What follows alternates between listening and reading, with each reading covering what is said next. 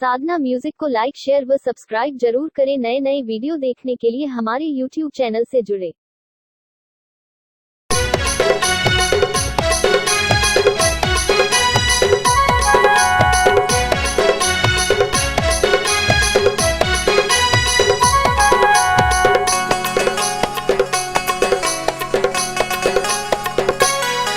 अरे पीर के फूल में लाहू रानी तोर पर कंगना ले तोर पर पायल ले अरे पीर के फूल में ला बेराजा मोर पर कंगना ले बेगा मोर पर पायल ले बिना तोर पर कंगना ले तोर पर पायल ले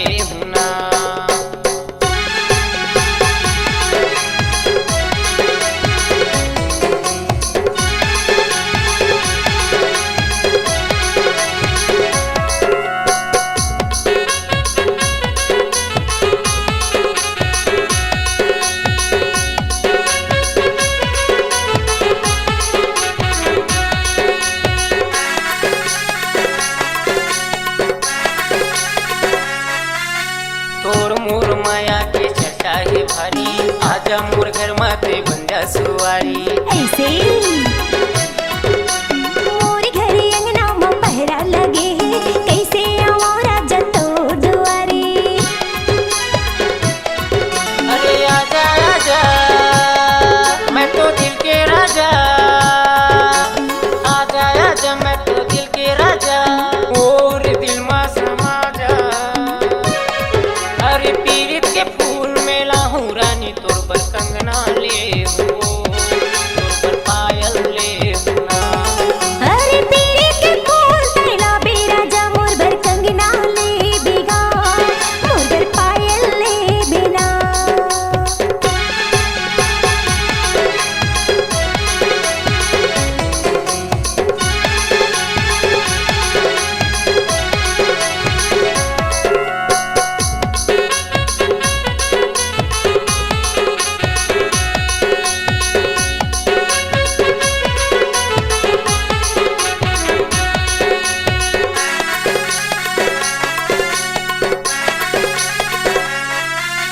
जुग जुग के जो ही बंधा लेते बंधना, तोला माने हो जीवन भर की सजना।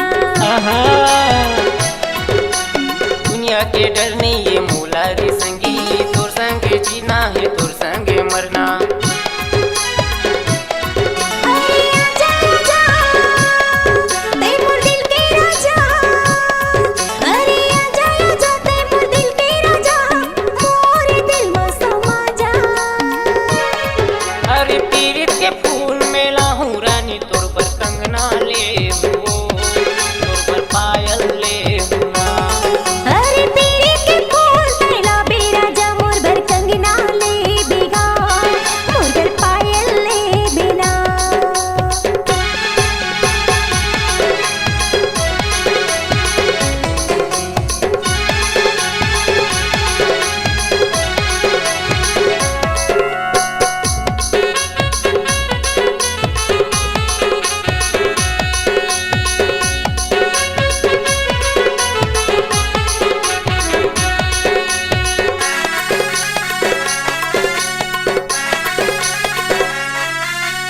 चंदा कस चेहरा ला झाकन देना, काबर गोरी तरसाई मोला।